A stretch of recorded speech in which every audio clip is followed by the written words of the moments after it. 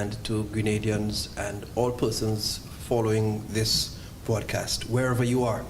It's a pleasure to be able to speak with you, as usual, and not about you. It means that we are enjoying life. And indeed, we thank God for his protection and his keeping through the passage of Hurricane Beryl and through the August vacation period. At the same breath, we empathize with those who have had losses to their property and loss of loved ones, and even our brothers and sisters in Carriacou and Petite Martinique who have, and in northern parts of the island, who have had more significant loss and damage than most others. But I'm happy to report on the Ministry of Education's readiness for the reopening of school, scheduled for the Monday, 2nd September 2024. So I am happy to announce that all schools on the mainland are scheduled to be reopened on Monday, September 2nd, 2024. Pending no unforeseen occurrence or circumstance, all schools on the mainland are scheduled to be reopened on Monday. We have had 2 schools on the mainland to the northern part of the island that experienced significant enough damage, those of MacDonald College and the SDA Comprehensive. We are happy to report that the repair works at the SDA Comprehensive School are just about complete, and the school will in fact be ready for complete reopening on Monday. So we are happy, and commendations to our contractors and the ministry's team for working steadfastly to ensure that the repair work was done there and completed in time. At the MacDonald College, the need for repair was a lot greater. The damage was in fact a lot more significant, and after the assessments, quite a bit more work has to take place. Notwithstanding that, there is going to be reopening in some form of phased or scheduled rotating way at the MacDonald College.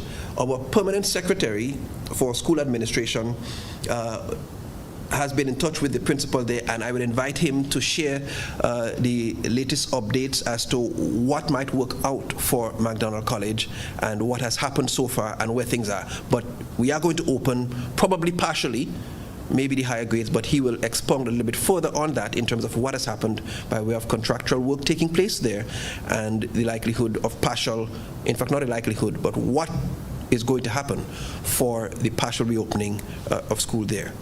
P.S. Thank you, Minister, and good morning to everybody. As Minister indicated, the MacDonald College, the assessment, when the assessment was done on MacDonald College,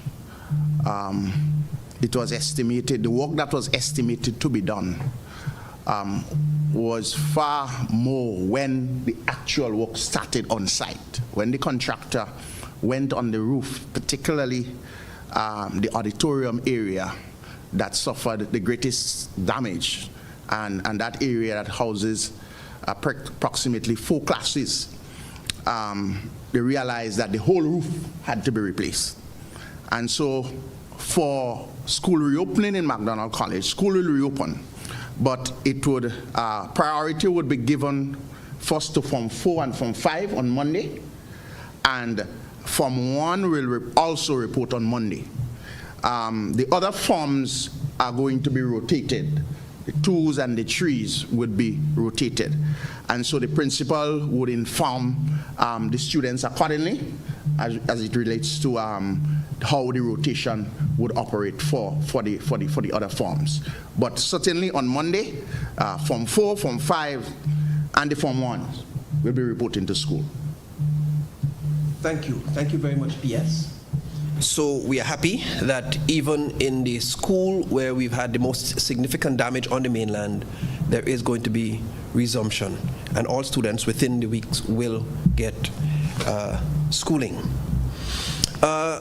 We have one other adjustment in that the Limes preschool, that school is undergoing a relocation because there has been the need for reconstruction and major reconstruction work at that facility, and so the school is going to be successfully relocated in time for Monday 2nd. So notwithstanding the team's need to move to get things relocated, the team was busy facilitating that within the last week. So we are confident that on Monday 2nd, even that school will be relocated. We were in touch with the staff, we were in touch with the school officials there to work along with the ministry team to make sure that that happens. Apart from those schools on the mainland, all other schools will be open as per usual on Monday 2nd September 2024.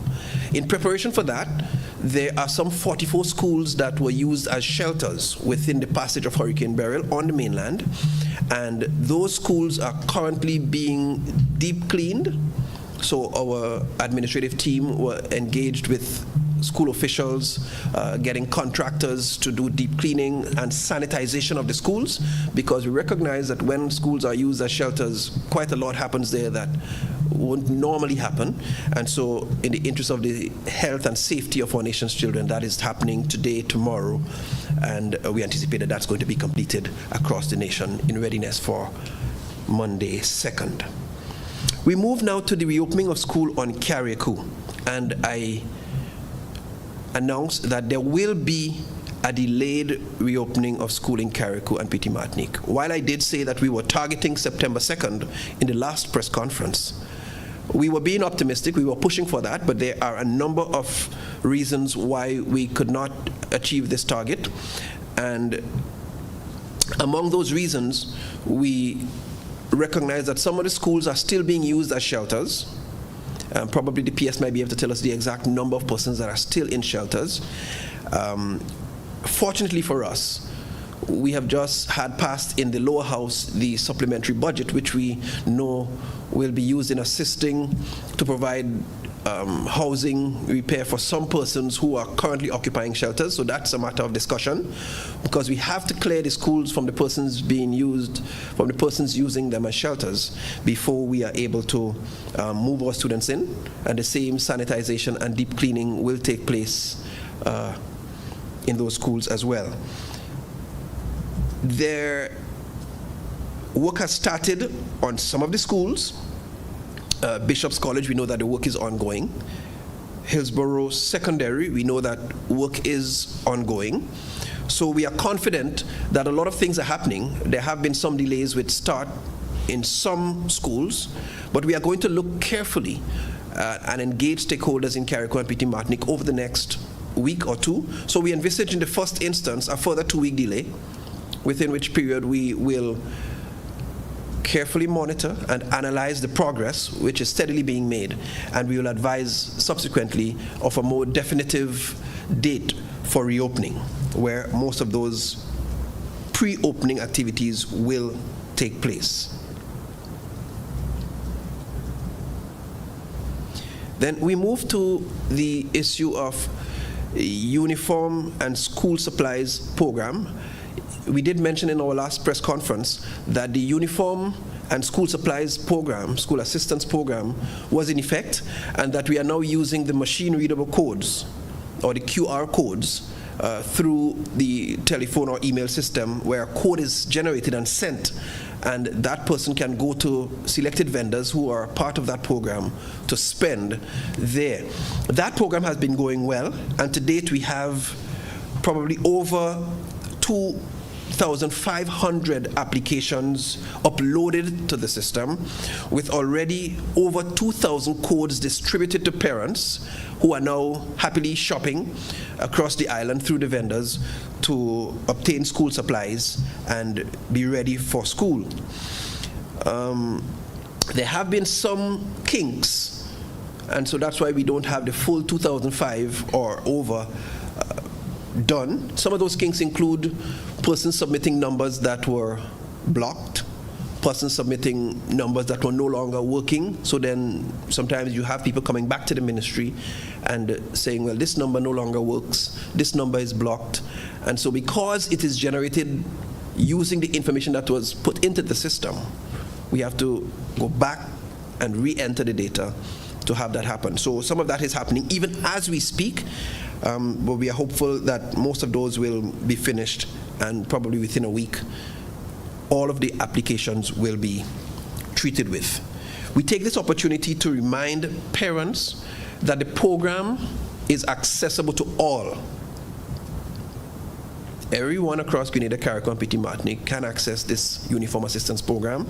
They can do so by going to the schools and talking to the principals to have your child or your ward enlisted to be part of the program. Once that's done, the principal will no doubt put your child on that list for support. There may also be recommendations from our counselors or our school attendance officers. They might know people. Principals might even make those recommendations too. But parents, you have the right to go through the school and request through the principal that your child be put on that list.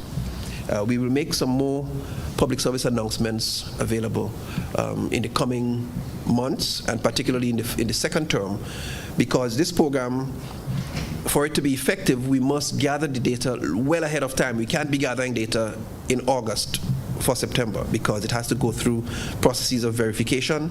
So in fact, we started this in May this year. And so we want to make sure that the data is in well ahead of time, so just to inform us.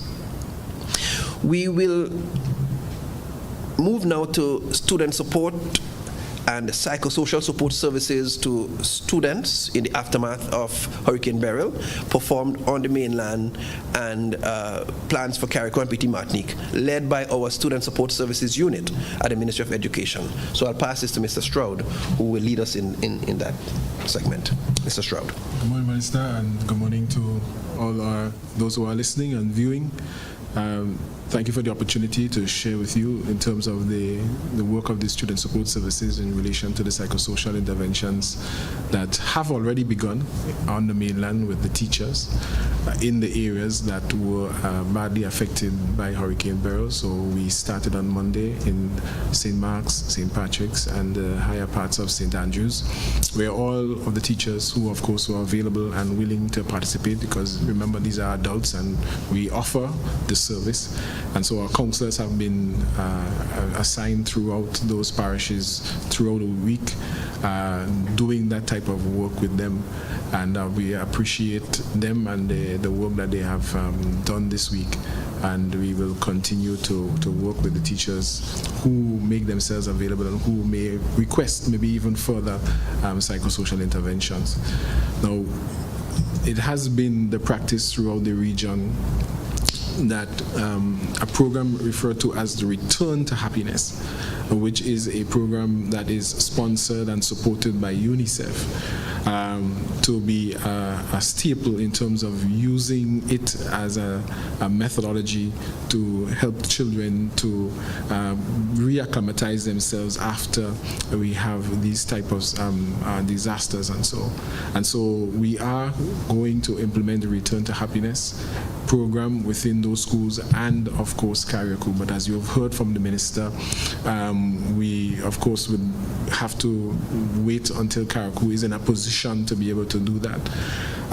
For Carriacou as well, the Franciscan Institute has partnered with us, they have offered partnership with us in assisting us to work with the teachers, because we want to make sure that we work with the teachers first before we work with the children, because the teachers are the ones who have to care for the children. So we give them that we want to work with them first. We want to give them an opportunity to relate to the things that have happened and to be able to do the psychosocial interventions with them, and to make sure that that is done properly. So we've partnered with the Franciscan Institute, who have offered that type of partnership to us, and we are waiting, of course, for Carriacou and its readiness to work with the teachers and then to implement the Return to Happiness program with the students when they return to school.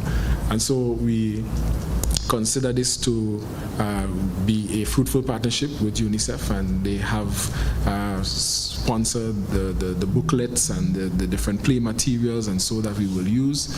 We've also partnered together with the Child Protection Authority and the Ministry of Social Development, who were a part of the training force. So when UNICEF would have sent a trainer down to us during the month of July, those other areas, CPA and the Ministry of Social Development, who are part of that training, and so they will partner with us to go up to Carriacou when that time comes to be able to implement the Return to Happiness program. And so we are waiting, and we are ready to be able to implement that. Thank you. Thank you very much, Mr. Stroud. And thank you for the work that you do with your officers at the Ministry of Education and throughout the nation's schools. We move to devices and electronic books, or e-books. So I want to report that students of both primary and secondary schools have been provided with a device. Some laptops and some tablets. So devices continue to be available to students. And the grade 6s, all of whom have received or who were provided with laptops, once they have returned same to the Ministry of Education through the ongoing program, they will be provided with a device to go on to secondary school. So bear that in mind, it's important, and I think information to that effect went out before, asking parents through the schools to return their devices so that students entering secondary schools from grade 6 can be provided with a device, a laptop, to go into secondary schools. The procurement of physical books will be limited to a few areas. So we are focusing on mathematics, and we are happy to announce that the mathematics text that we are using is authored by a local author, Mr. Raphael Johnson, and that text is used in other territories around the region too. So we are actually procuring those physical copies to be distributed to schools. We are also procuring physical copies of our local Grenadian history text, and that's an area that has been of importance to us.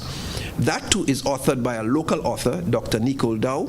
It has been in circulation. Those are already procured and in circulation, and probably Mr. Stroud could confirm that.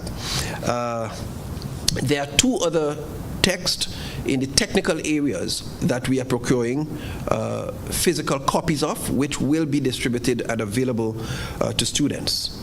The other books, or most of the other books, will actually be e-copies that reflect the titles on the book list. Now, we've been working closely with providers, service providers, and publishers to fine-tune what will be the exact model for making e-books available in keeping with those copies and the titles that are on the book list. I can assure you that e-books will be made available to students in short order, because we are in the final stages of organizing the rollout of it. We move to support for the extension of the compulsory school age to age 18. We will remember that sometime on the 6th of June, 2024, the Education Amendment Bill was passed, which sought to extend the compulsory school age to the age of 18.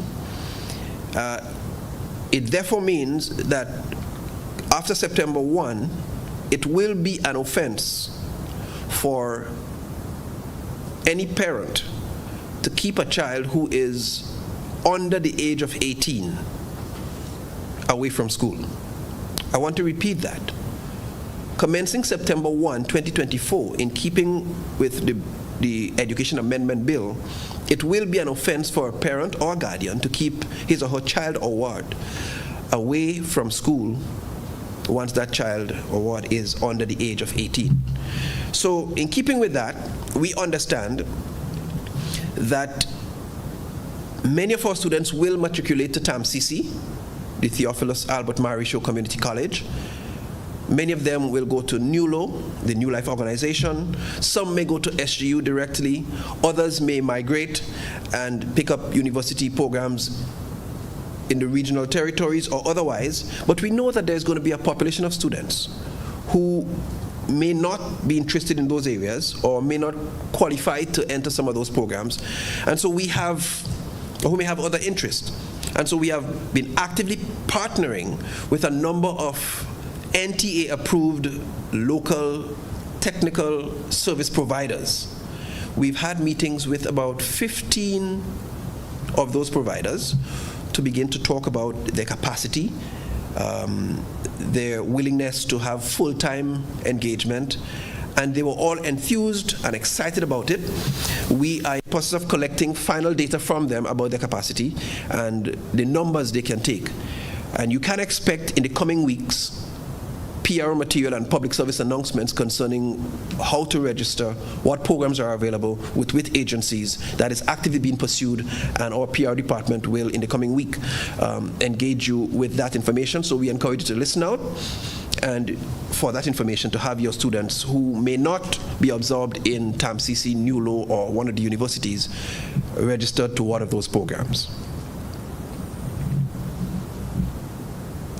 So I want to appeal to parents on that matter finally to encourage their children and themselves to be mindful of the legislation, the change in legislation, and ensure that all their children under the age of 18 remain in school. Right, we move now to the ministry's support package for students of Carriacou and Petite Martinique attending TAMCC and NULO. Now, we did have some consultation with education officials in Carriacou when we had a visit, I think it was in July. But when we revisit, we recognize that it's going to be pretty challenging given the state of repairs, infrastructurally, network-wise, and to have a blended approach, which we were contemplating at one point, to use internet facilities. But even one of the networks remained completely down on the island. So we still have to monitor and wait to see when most of those internet and online services will become more available to facilitate a blended approach even. So that becomes more of a challenge, and so the ministry felt it was going to be necessary to support students who are registered to TAMCC who want to come to the mainland to do studies at TAMCC or NULO, by way of a one-year support package. I repeat, a one-year support package, including accommodation, transportation, and some form of meal allowance. Now, the fine details of that will be worked out in collaboration with education officials from Carriacou, the TAMCC Council, and students registered and willing to come over to TAMCC or NULO.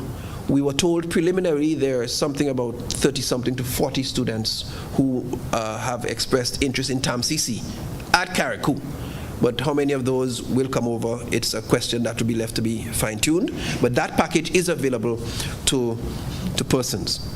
There is also a one-year support package that will be given to students who this year were from Carriacou and Petite Martinique, who were expecting to begin their studies at the University of the West Indies campuses or St. George's University, where they will be supported for 1 year with the complete fees required. So we know that we only have about 4 students in that category, and this is for persons who already were in plan, they were already in process, and we didn't want to let Beryl disrupt their educational journey. So we are reaching out, putting that package together to ensure that they can continue their educational journey with minimal distress, given what they have already had to endure. Right? I move to the final element that I want to share about, and it's an intervention for literacy and numeracy. We are quite aware in education, as I'm sure the public is, that we have been challenged with issues of low levels of literacy and numeracy across the island and even across the region. We are aware, though, that it is crucial to address those issues in the earliest levels of education. It's a waste of time, actually, or it's less effective to say, if we allow all the formative years to pass by and not address the fundamentals of literacy and numeracy, and then try to do all of these other programs when students are 12, 13, 14, 15, and up the road. A lot more time is wasted that way. A lot more resources are wasted that way. And so the ministry, being quite cognizant of that, the ministry is starting a pilot, and we can look forward to that, in about 7 schools to roll out interactive literacy and numeracy softwares in primary schools at the lower grades.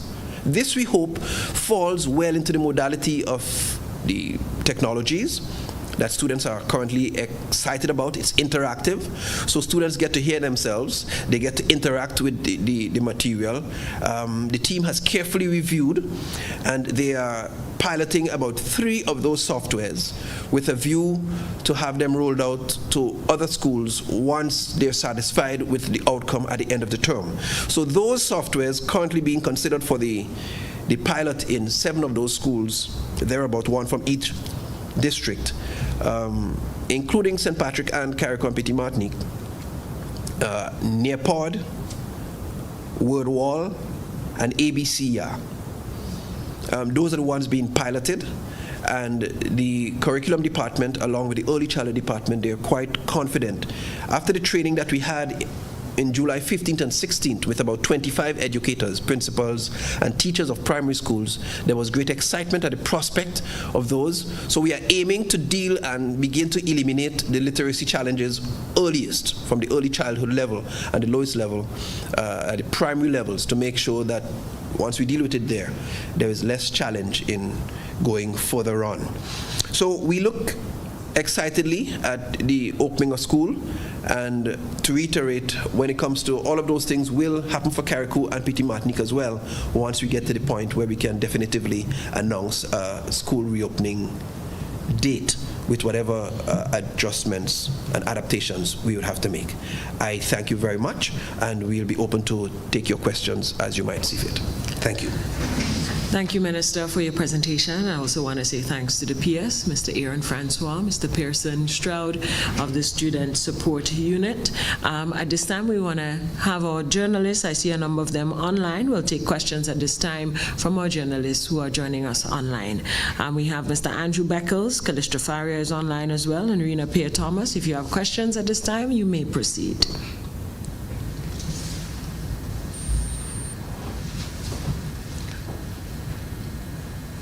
I do have one question from one of our online viewers. The question is, are there students from Carriacou and Petit Martinique being transferred to Grenada, and in particular grade 6 students and Form 5 students? What are the plans for those students?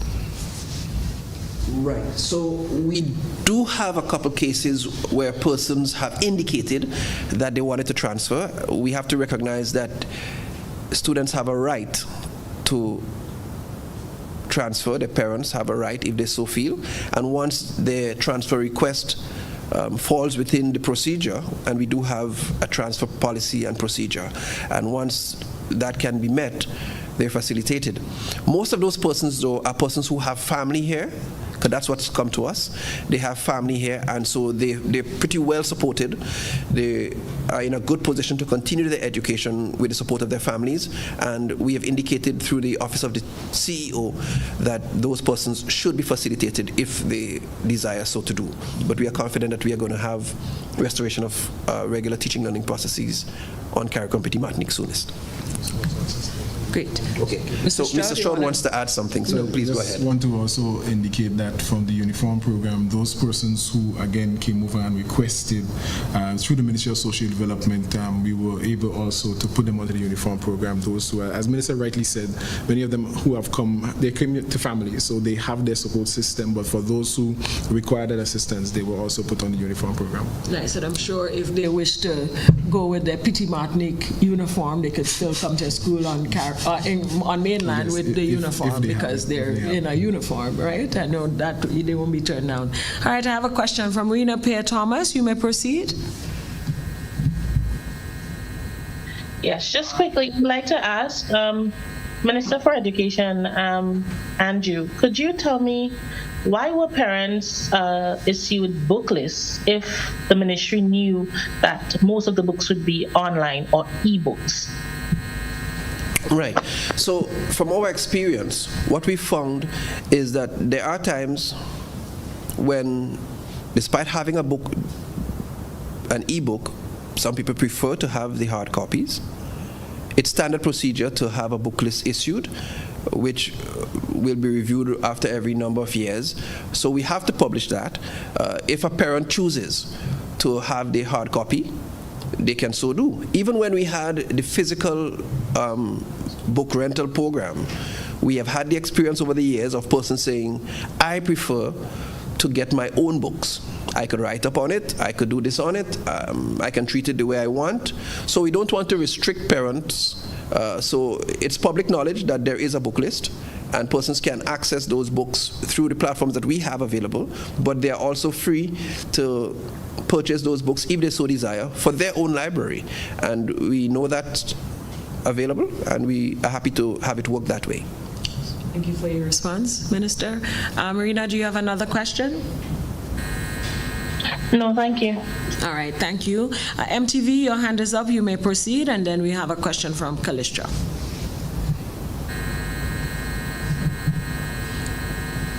Morning. Akila Aberdeen from MCB.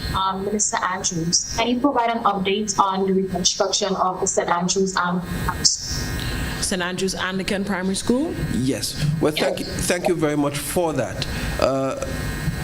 We have gotten to the stage where we had tendered the St. Andrews Anglican Primary School. Unfortunately, we had some technical difficulties at the level of CDB, where the contractor that was awarded the contract came in excessively above.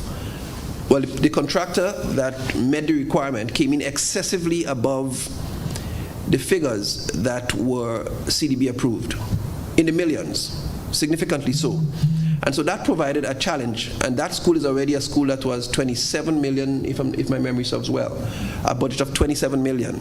And so we're talking about an approval of a company that is not local based, with over I didn't want to say the figures, but to say that it was significantly above the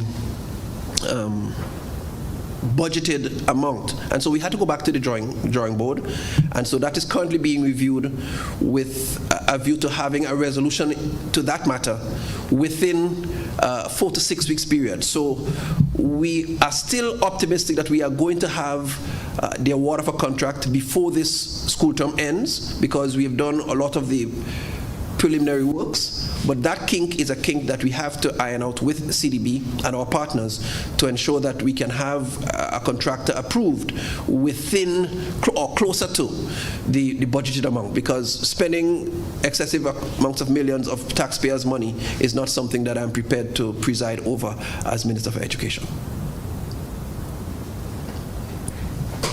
Thank you. Do you have a follow-up question?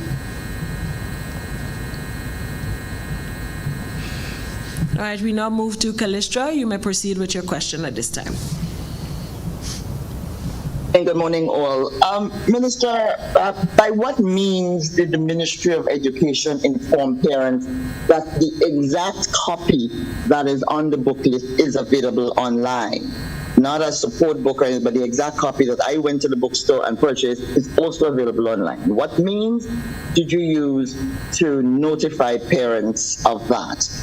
And also, I understand there's universal education. Does that mean all grade 6 students who sat the exam are going into secondary schools?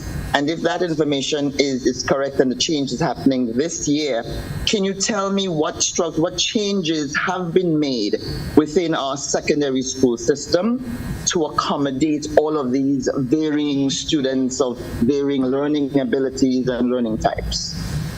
All right, so thank you for your questions. I think PS will take the second one, but I will do the first one. Your first question had to do through what means were parents informed. I remember at the very last press conference, and I think I've been saying that a couple of times, I mentioned that when we had the last press conference. I said it at the Senate, and I know I probably stand to be corrected whether or not there was a circular sent to schools, but that's been an ongoing process, so I know schools are aware. PS, I'm not sure. But the statements were publicly made at press conferences. At the very last one was the last time when that was mentioned, that we were actually going to have e-books in line with the book list. Yeah, so I know that was said officially in some of the highest offices, including the Senate, and through press conferences. In relation to the question of students going into secondary school, universal secondary education, yes, all students who attempt and who take the CPEA exam will go on to secondary school, but I think PS Francois will answer the question in essence. Thank you, though. So thank you for the question, Calestra. With regard to universal secondary education, as you know, the objective is to allow all of our students exposure to secondary level education. And so students that are going into secondary school who pass this CPA exam, and I know that you are asking the question in terms of some of the challenges that some of the students face. We are engaging principals at the secondary school to ensure that these students are properly catered for. We understand the challenge, some of the challenges that some of them are going into the secondary schools with.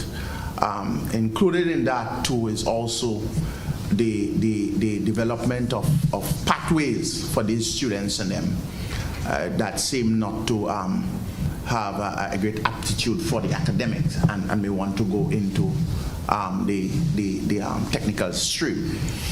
However, we are also working with our primary school as it relates to universal secondary education, in that it is not that all children and that may have achieved the competence.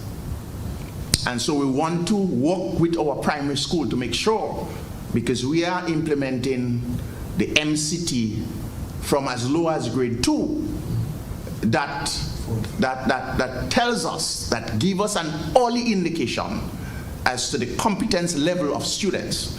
And so the conversation that we are engaging our primary schools with going forward is the fact that, look, if a child does not reach the competency level to move to a next grade, we must ensure that they achieve that competency level, because by moving them to a higher grade without achieving the competency level in that grade where they are, it means that they would not be able to perform at the higher grade. And so we want to correct that anomaly so that our students can benefit from and achieve better educational outcomes. Thank you, PS, for your response. Thank you, Minister, as well. I have a question here. Can you clarify which programs for which students can register? The students who who get to age 16 or age 15 and are at that point where they're finished with secondary or close to, what programs can they register for?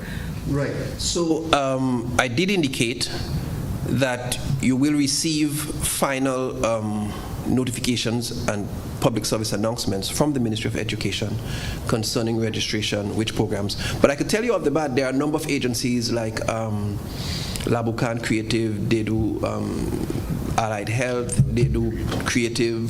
There's a music school that government has partnered with, so music is going to be a part of it. There's going to be a launch. So there are a lot of programs, but I don't want to speak without having the concrete evidence about or information concerning numbers what numbers are available. I know music is going to be a part of it. I know the creative is going to be a part of it. I know allied health is going to be a part of it. I know secretarial and finance and accounting, because we've had lots of those partners coming to the meetings that we had, and all of those could be part of, but I'm not yet willing to comment on precisely which ones they can register and what the procedure is. That will come to you through information from the ministry probably in the coming week. So the follow-up question for that, if agencies wish to partner with the Ministry of Education, can they do so? If someone wants to teach air conditioning or, can they partner with the Ministry of Education? Certainly. In fact, we'll embrace that, and that's what we want. That's how we came up with those 18 persons, or the 15 or so agencies and service providers. What needs to happen, though? Those agencies must be NTA approved, NTA certified. So it's not just somebody who can do refrigeration or some entity that probably is accustomed to doing refrigeration, but they have to be NTA approved in that their facility must be inspected, must be at a certain standard, and their program too must be NTA approved, so that we know that a program that we expose young people to will carry weight and will be able to stand and to be able to be transferable, not just in Grenada, but across the region. That's why we have CVQs, Caribbean Vocational Qualification. So you can go from one place to another and your qualifications will count. So that's what's going to be required, but yes, it is possible. Excellent. Thank you so much for your response. Callistra, your hand is still up. I'm not sure if you have a follow-up question. If you do, you may proceed. Thank you. P.S., you were, in my opinion, very vague in the response that you gave. What I want to know, we have made this change, we have done this. There's a reason why some children do not pass the exam in grade 6, multiple tries, they don't. And you identify the problem. So in your response, the ministry obviously, of course, are aware of the problem. But you have not, except for saying that you've spoken to principals and you've told principals in the primary school not to ensure that people meet the minimum competency test that is done in grade 2 and grade 4. You have not told me what the Ministry of Education has implemented in order to accommodate these changes. We have children going into the secondary school in a few days' time who, I'm sure based on the grades that they scored in the exam, their competency level, you're aware of it. And they're going into the secondary school, but you've had a conversation with the schools are already challenged. I have children in the schools. I know the schools are challenged. I know what the system is like. But so what are the specific changes that we have made in policy, in resources, and all of that? I would like to know what changes we have made. We've thrown these children into the lion's den. How are we protecting them? They're learning. Well, specifically, please. I probably will jump in for PS here. So last year, we had a program called Pathways to Success, which featured psychosocial support, personal development, remediation for those persons, led by the curriculum department. It also included training for teachers, additional training for teachers for them to be able to treat with those populations. The truth is, while that is a transient measure in my view, because the real problem is not there. The real problem is not in grade 6, and if we address it properly, like we are trying to do in the earlier levels of education, we won't, in a few years, we won't have to be having this conversation about what happens at that level. But this is all part of a bigger plan, and we are tackling it at the early childhood level, as I indicated, the literacy, numeracy softwares to eliminate that there. And also, there is a wider refocusing of education to be able to have, PS mentioned it without much detail, pathways to skills education, which we hope by Form 3. No, this is not ready for public consumption yet, and that's why we're not giving much details about it, which we hope by Form 3 will give a pathway to be able to absorb students who are interested in skills or who wish to pursue skills or who may prefer not to continue the traditional general education line. So it's all part of a bigger plan. I'm not sure we'd probably prefer to put a lot of the emphasis on refocusing the overall plan to accommodate our students from early childhood right through, so that by the time they reach in Form 3, they have the options through our centers of excellence, which we are discussing too, to be able to be readily absorbed. But we have been in touch with our teachers, and we are confident that our teachers, who most of them we continue to train, will be able to use the integrated teaching learning strategies, because that's the reason we do teacher training. It's one of the reasons we do teacher training. And right now we have a strong cohort of teachers already going back to Teachers College to make sure that more of our teachers understand the differentiated learning strategies, to be able to deal with multiple intelligences in teaching the same class group, because that happens. Even for the mainstream, you have that. Even for persons we think are normal, who all pass, there is still that element. And so we'll continue to support them by way of workshops, by way of additional, if we feel there's need for a workshop on dyslexia or some reading challenge or something of that sort. We will do that to support our teachers in this transient period while we refocus the main system. I would add that. Thank you. Thank you, Minister, and thank you, Kalistra. We now ask if you have final questions from the media. You may proceed to do so at this time. If not, we will go to closing remarks by our panelists.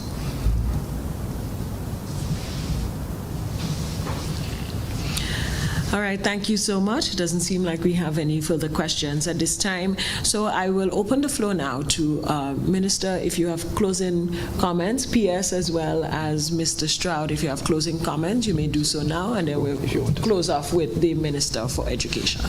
Okay, thank you very much. Once again, I just would like to thank the guidance counselors who have been on task this week, really working hard, the staff of the Student Support Services who have been doing their best with what they have and the conditions in which they have to work to facilitate the Uniform Assistance Program. We just like to reiterate, as Minister would have said, that this program started since May, so we are closing. So when Minister said about open for anybody who was willing, we're talking about next year, not this year. We're not talking about right now. This is the program is basically wrapping up. So in terms that we'll be referring to next year, of course, everybody who feels that there's a need and required that you please, around the month of May, you go to the principals. We trust our principals that they know their students, and so we use that particular methodology through our school system to have our principals do the recommendation. But if a parent feels that they would like to subscribe and they need that particular assistance, and I really want to reiterate assistance, that they can do so.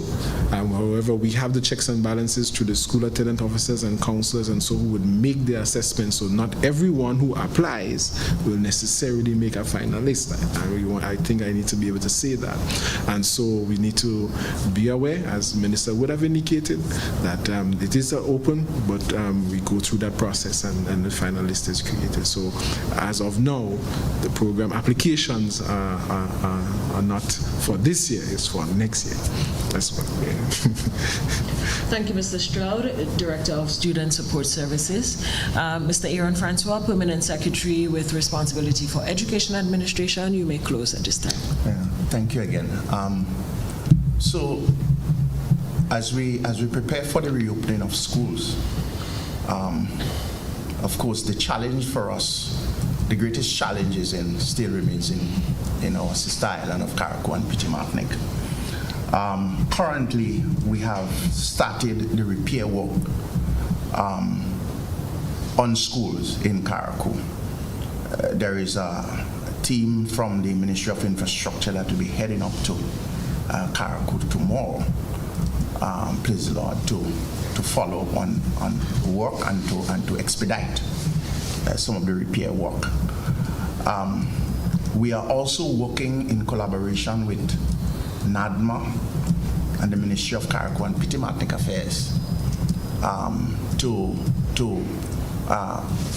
transition the persons that are in shelters currently in the schools. Because as you know, once the repair work starts, they would need to be out of the schools. Today, the latest figure that we have is there are still about 75 persons still in the shelters. And so I know that work has started to start moving them out of the schools. And so we just want to make an appeal to our folks in Carriacou. We understand the difficulty, and for some of them who have completely lost their homes. We know that Carriacou, Ministry of Carriacou, NADMA, they are working to facilitate.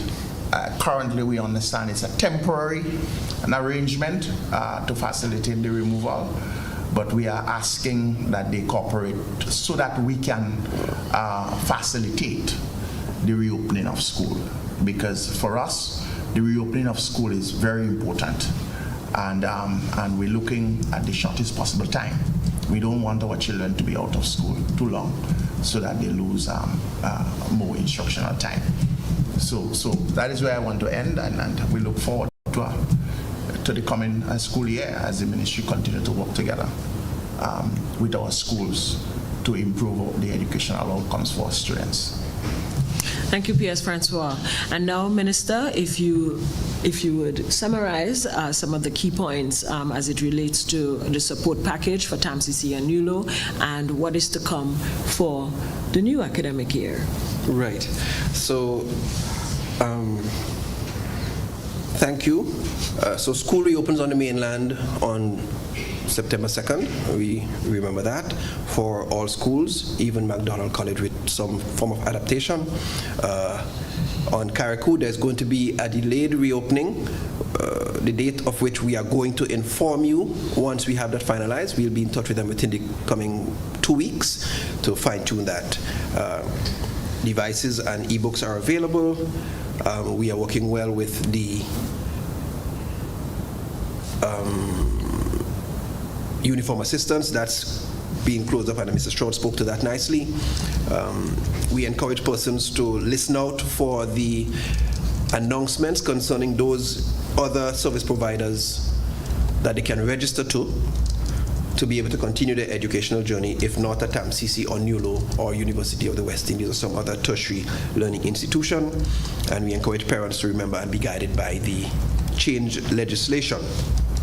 We want to also highlight that even while we didn't talk much about St. Patrick, even the students affected by St. Patrick, we've had quite a lot of outreach from the principals there, and they too have been accommodated through the programs of support that we have at the ministry. So we're happy to report that.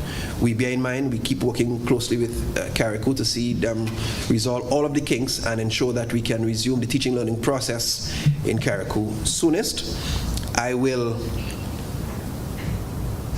end by urging us, despite the challenge, be it in Carriacou, be it in St. Patrick, be it in northern parts of the island, despite the challenge, to see the resilience, the possibility for resilience, the opportunities for growth, the opportunities to become a stronger person, an individual.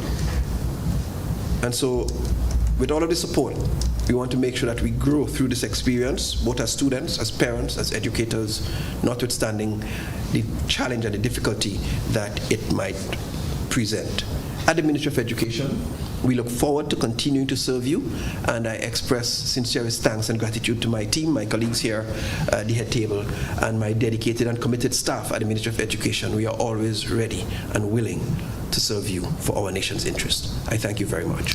Thank you, Minister. I wish to take this opportunity to congratulate the students who have been successful at the CSEC and CAPE examinations. I also wish to the students who are entering secondary school. I've seen you on the way. It's your first day it's your first unofficial day. The students who are going to orientation, I wish you all the best and just be great. And I want to say special thanks goes out to the teachers who are listening this morning as well. Thank you for your dedication, the work that you do year round. And it is not easy, but you do it anyway, despite all the challenges that you face. Parents, I also want to say special thanks to you as well. Thank you for supporting your students and your children and support them no matter what. So from all of us at the Government Information Service and of course the Ministry of Education, I want to wish you a wonderful Thursday and be great and be kind to somebody today. Have a good one. Thanks.